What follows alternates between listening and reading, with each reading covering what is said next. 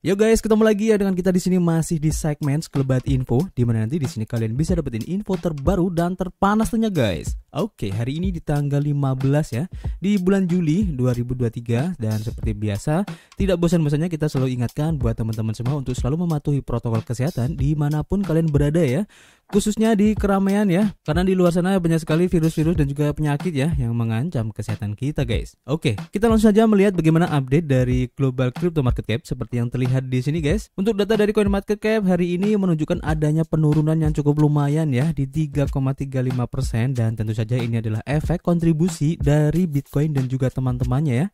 Dimana untuk Bitcoin dalam waktu 24 jam ini mengalami penurunan di 4,4% guys. Wow, cukup lumayan ya setelah kemarin mengalami kenaikan yang lumayan juga. Nanti kita akan cari tahu kenapa hari ini Bitcoin turun ya. Kemudian untuk Ethereum juga mengalami penurunan di 4,5% ya dalam waktu 24 jam. Begitu juga dengan BNB, ini juga turun di 4% ya. Padahal kalau kita lihat kemarin ya, untuk altcoin yang lain ini naik cukup lumayan, tapi di BNB kenaikannya tidak terlalu signifikan, malah justru sekarang mengalami penurunan yang cukup lumayan ya. Kemudian untuk SRP setelah kemarin naik cukup tinggi hampir 97% ya, dan sekarang mengalami penurunan dalam waktu 24 jam di 12,3% guys. Kemudian juga untuk Cardano juga mengalami penurunan di 10,9%. Solana juga bisa dibilang turun ya, meskipun masih hijau di 4,36% ya, cukup bagus. Kemudian untuk Polygon juga minus guys, merah di 5,6%. Litecoin juga sama minus 8, Polkadot juga minus di 4%.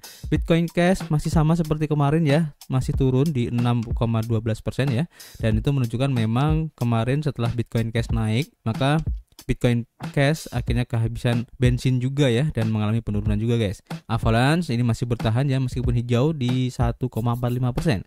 Jadi rata-rata kalau kita lihat di sini perubahannya cukup lumayan besar ya, khususnya untuk beberapa blockchain yang kemarin sudah mengalami penurunan. Dan kalau kita lihat di sini untuk perubahan ya dari harga Bitcoin, terlihat di sini kalau menurut saya pribadi kurang bagus ya, karena dengan adanya pola candle seperti ini dengan close candlenya kemarin di bawah 31.000, dan ini bisa disebut sebagai pola candle bearish engulfing, dan biasanya efeknya ini kurang bagus ya. Dan jika kalau sesuai dengan pola bearish engulfing, maka untuk hari ini kemungkinan akan ada penurunan dulu guys ya, dan tentu saja akan mencoba di harga 30.000 sebagai titik support yang kuat ya. Dari kemarin ini masih belum bisa tertembus dengan baik, dan kalau menurut saya pribadi ya, sebenarnya untuk penurunan hari ini tidak terlalu banyak dipengaruhi oleh FUD ya, cuman memang ada sedikit sentimen negatif khususnya untuk beberapa investor yang memanfaatkan ya kenaikan kemarin dengan taking profit yang cukup besar guys, sehingga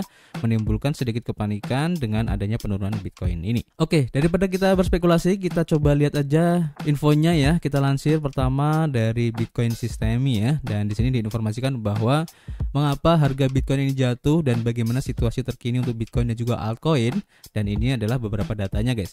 Jadi terjadi penurunan mendadak ya yang mengejutkan pada harga Bitcoin, dan yang menjadi alasan penurunan Bitcoin baru ini mungkin ada beberapa hal, dimana untuk harga Bitcoin ya diperdagangkan pada $30.200 pada saat artikel ini ditulis ya, dan dengan penurunan Bitcoin ini altcoin juga kehilangan darah, dan salah satu kemunduran terbesar terjadi pada XRP ya, yang menjadi bintang kemarin ya dalam bullishnya, dan XRP ini telah kehilangan lebih dari 12% ya dalam 24 jam terakhir ini guys. Jadi dengan penurunan dalam 4 jam terakhir ini ya, telah terjadi likuidasi sekitar $130 juta ya di pasar uang kripto, dan sebagian besar likuidasi ini dengan $116 juta ya berada dalam posisi long guys. Jadi kemarin memang banyak sekali orang yang mengambil di pasar derivatif untuk longnya, dan tentu saja setelah penurunan kemarin malam ini terjadi dan mengakibatkan banyak yang terlikuidasi ya. Jadi diperkirakan bahwa likuidasi posisi long yang begitu besar mungkin telah memainkan peran pemicu ya dalam penurunannya guys.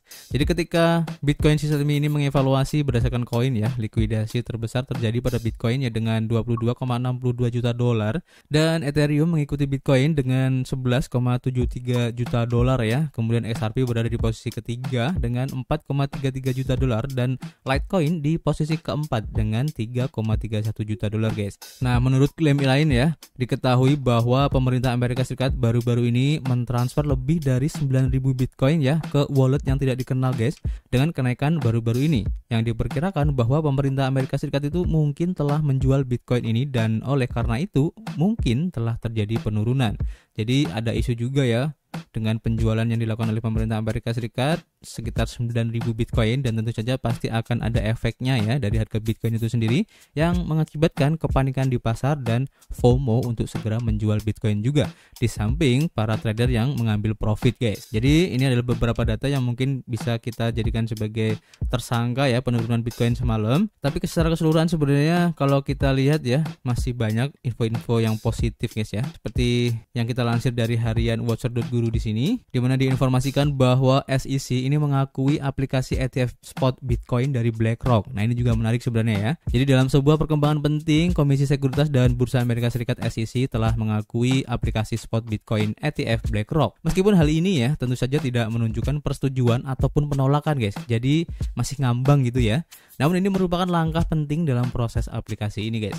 Jadi reporter Bloomberg yaitu James Seyfarth awalnya melaporkan pengakuan regulator atas aplikasi tersebut, dan selanjutnya dia melaporkan bahwa ARK Investment jauh melampaui titik ini dalam prosesnya dengan Bitwise menerima pengakuan aplikasi kemarin guys. Dan sekarang ya bagian penting dari proses aplikasi telah secara resmi diselesaikan untuk beberapa perusahaan tersebut guys. Secara khusus SEC telah mengakui aplikasi ETF spot Bitcoin BlackRock. Selain itu, laporan tersebut menunjukkan bahwa SEC juga telah mengakui beberapa asset manager yang lain. Nanti kita akan cari informasinya. Nah, bagian dari proses ini mungkin bukan sekedar formalitas ya, tetapi tentu saja tidak mengindikasikan persetujuan ataupun penolakan yang akan datang. Namun ini merupakan perkembangan penting ya, karena menandakan bahwa proses telah dimulai guys, memimpin waktu untuk memulai keputusan mengenai ETF ini. Jadi hingga saat ini ya SEC belum menyetujui pembuatan ETF spot Bitcoin, dan selanjutnya hal itu membuat banyak orang khawatir mengenai potensi nasib aplikasi ini guys. Namun dimasukkannya perjanjian pembagian pengawasan telah membuat beberapa orang percaya diri, seperti yang telah dikatakan oleh mantan ketua SEC bahwa persetujuan ETF Bitcoin akan sulit ditolak guys. Nah, ini menarik ya. Jadi kekhawatiran ini mungkin juga menjadi salah satu sebab kenapa Bitcoin semalam juga mengalami penurunan, dan tentu saja kekhawatiran ini menimbulkan kepanikan di pasar guys, sehingga banyak orang yang menjual Bitcoinnya, yang mungkin mereka merasa skeptis ya dengan apa yang dilakukan oleh SEC nanti. Nah, selain itu seperti diinformasikan tadi ya, bahwa aset manajer yang lain ini juga sepertinya kena dampaknya juga ya, dimana seperti yang diinformasikan oleh Crypto News bahwa SEC mengakui juga untuk aplikasi Bitcoin Spot ETF dari Fidelity, FunEgg, WisdomTree, dan juga Invesco Spot Bitcoin ETF. Jadi pada tanggal 14 Juli, Securities dan Exchange Commission SEC mengakui aplikasi ETF Bitcoin Spot yang diajukan oleh Fidelity, FunEgg, WisdomTree, dan juga Invesco guys. Pengakuan ini dipublikasikan di situs web SEC dan merupakan tonggak pentingnya dalam upaya industri mata uang kripto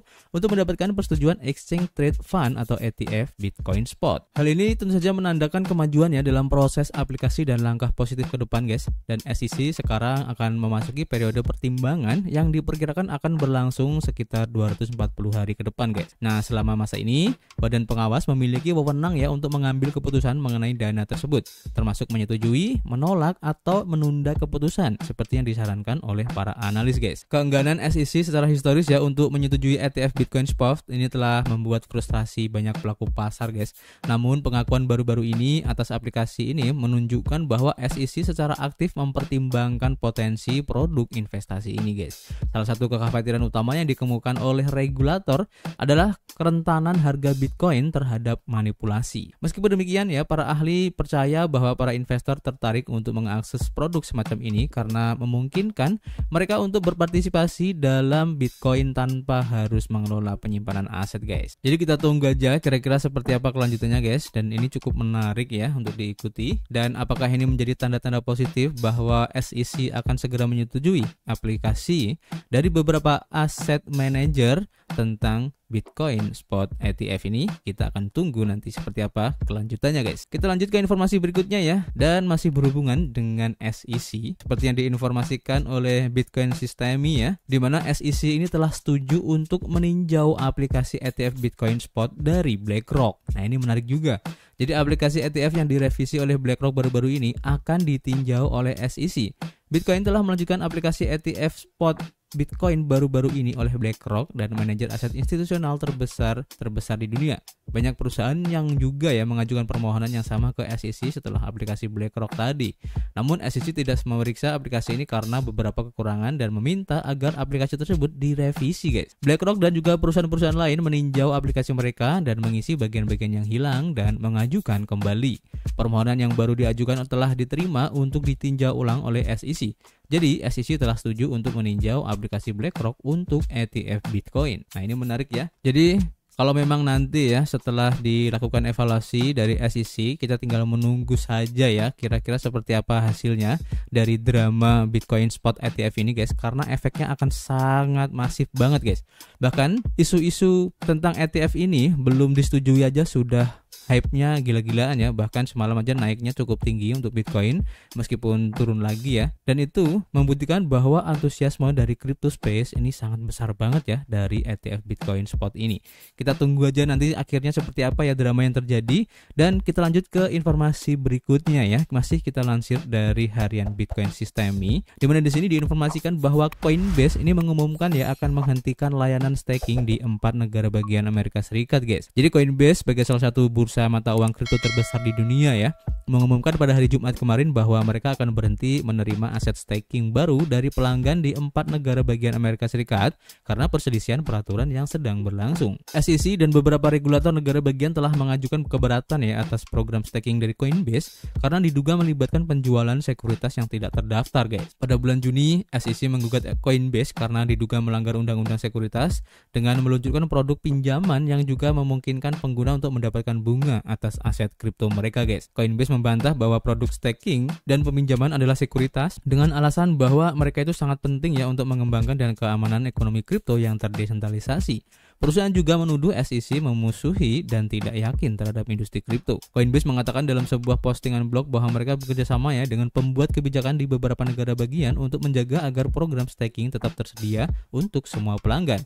Tetapi 4 negara bagian yaitu di California, New Jersey, South Carolina, dan juga Wisconsin telah mengeluarkan perintah yang mengharuskan perusahaan untuk menghentikan pemrosesan aset staking baru untuk penduduk negara bagian tersebut, guys. Dan menurut Coinbase, pelanggan yang telah mempertaruhkan atau menstaking kripto mereka sebelum pesanan dilakukan tidak akan terpengaruh. Perusahaan mengatakan ya akan memberitahu pelanggan yang terkena dampak melalui email dan akan memberikan lebih banyak informasi di pusat bantuan, guys. Coinbase menambahkan bahwa layanan stakingnya akan terus beroperasi secara normal ya di negara bagian lain di mana ada proses hukum yang tertunda. Jadi ini sedikit berita negatif ya tentang Coinbase, tapi tidak masalah ya karena di luar 4 negara bagian ini masih tetap jalan ya untuk produk stakingnya, dan kita tunggu aja nanti seperti apa kelanjutannya. Dan kita beralih ke informasi dari Binance seperti yang diinformasikan ya dari Bitcoinist. Di sini diinformasikan bahwa Binance akhirnya melakukan PHK besar-besaran, guys. Jadi lebih dari 1.000 karyawan ini telah dipecat ya atau di PHK.